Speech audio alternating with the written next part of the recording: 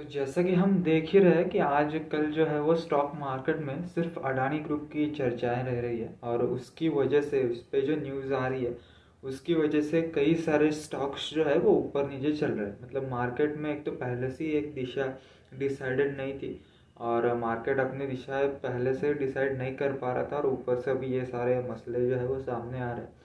इसमें भी और कुछ चीज़ें जो है वो ऐड हो चुकी है कि स्विस बैंक जैसी कुछ बैंकें हैं, उन्होंने अभी कोलेट्रल रखना अडानी बॉन्ड्स को बंद कर दिया है। ज़ीरो कोलेट्रल वैल्यू उसकी कर दी है, ज़ीरो लैंडिंग वैल्यू। सो इसकी वजह से जो है वो स्टॉक मार्केट में कुछ और ज़्यादा उथल पुथल मच गई है, और इसकी वजह से और ज़्यादा स्टॉक क्रैश कर गए हैं अडानी ग्रुप के। तो इसके ऊपर अभी जो है वो अभी इलेक्शंस भी आ रहे हैं, नेशनल इलेक्शंस। तो इसकी वजह से जो एक पॉलिटिकल जो इसको एस्पेक्ट है वो अभी उसके पॉलिटिकल एस्पेक्ट से भी इसको अभी देखा जा रहा है। विड्रॉ हुआ उसका आईपीओ अडानी ग्रुप का, जो एक एफपीओ जो नया आने वाला था, उसके ऊपर भी बहुत सारी चर्चाएं हुई, एलिगेशंस लगे कि ये जो एफपीओ था ये भी एक स्कैम था। ऐसा भी कई लोगों ने एलिगेशन लगाया कि ये सिर्फ इतना दिखाने के लिए था कि इंस्टीट्यूशनल इन्वेस्टर्स अभी भी इंटरेस्टेड है अडानी ग्रुप में इन्वेस्ट करने के लिए। आंकड़ों के बारे में हम देखें तो 12% इसमें थे रिटेल इन्वेस्टर्स। तो इसके बारे में भी कई लोगों ने सवाल उठाए कि जो कुछ भी एलिगेशंस है उसमें हम डीप में नहीं जाएंगे, लेकिन समस्याएं कहाँ बढ़ रही है।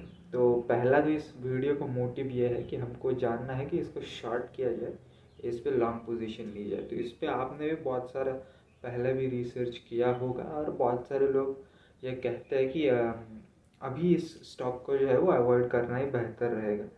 तो और कुछ चीज़ें अभी निकल कर आ रही है सामने कि एसबीआई ने जो कोलेट्रल रखा है या फिर लोन्स दिए हैं वो अभी डिस्क्लोज नहीं किया गया है। अभी पहले हम वो चीज़ क्लियर कर लेते हैं कि कोलेट्रल रखना मतलब करना क्या होता है। मतलब सपोज़ आपने अगर लोन लेना हो अगर आपको बैंक से, और उसके लिए आपने 100 रुपये का, मतलब सपोज़ हम पकड़ लेते हैं कि 1 लाख रुपए का अगर हम यहाँ पे लोन ले रहे हो बैंक से, तो 1 लाख रुपए की आप कोई चीज़ बैंक के पास रखोगे, 1 लाख जिसकी वैल्यूएशन हो, ऐसा कोई असेट आप बैंक के पास रखोगे और उसके बदले आप लोन लोगे। तो इसको कहते हैं कोलैटरल, या फिर बैंक के पास कोई चीज़ रख के उसके ऊपर लोन लेना। अभी अडानी ग्रुप ने अपने स्टॉक्स जो है वो रखे थे एज ए कोलैटरल बैंक की तरफ, बैंक के पास।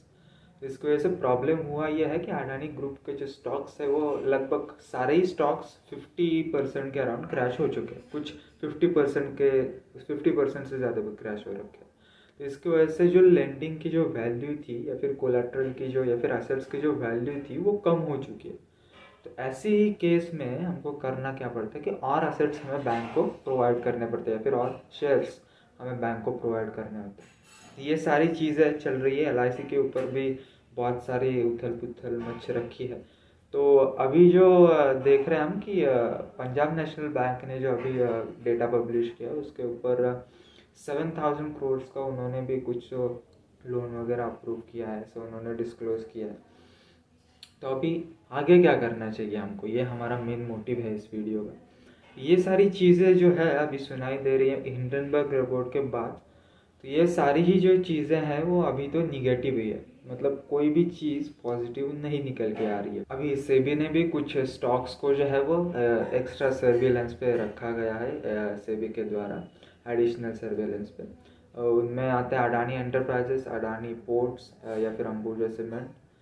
बाकी स्क्रूटनी तो चल ही रही है। तो इसकी वजह से ये जो न्यूज़ है इनकी वजह से मार्केट में और ज़्यादा पैनिक क्रिएट हो रहा है, और ऊपर से जो पॉलिटिकल जो एलिगेशंस आ रहा है उनकी वजह से वो और बढ़ रहा है।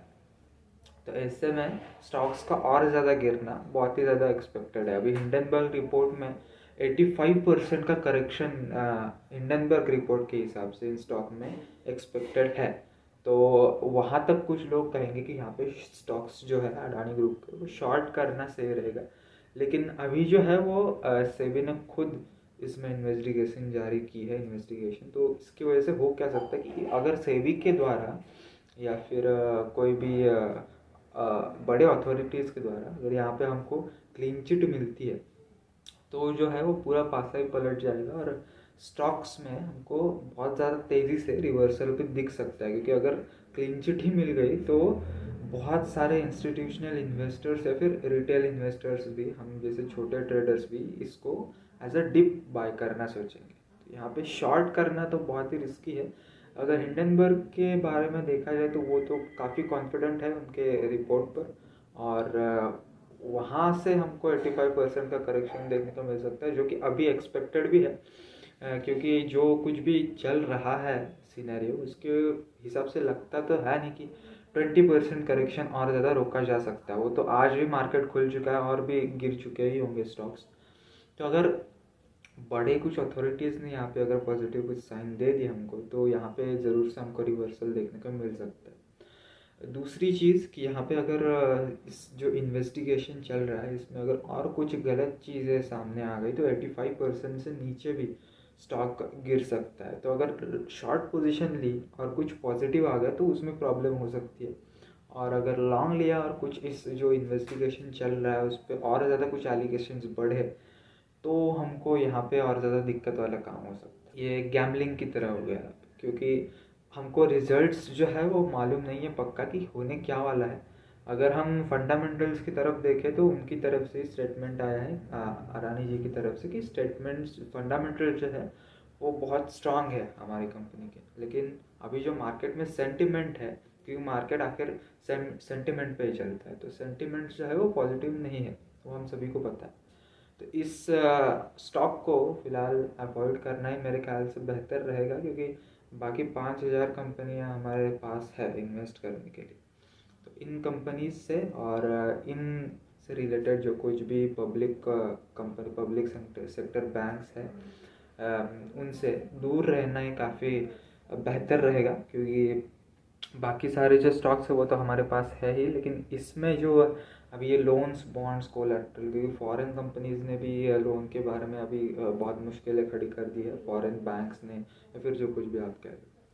तो मुश्किलें तो बढ़ रही है और दिन ब दिन बढ़ती ही जा रही है। तो इससे अच्छा हम इन मुश्किलों से दूर रहें और बाकी जो कोई भी फंडामेंटल स्ट्रॉन्ग स्टॉक्स है उनमें हम निवेश करें तो मेरे ख्याल से अच्छा होगा। बाकी हम इन्वेस्टमेंट करते ही रहेंगे तब तक के लिए।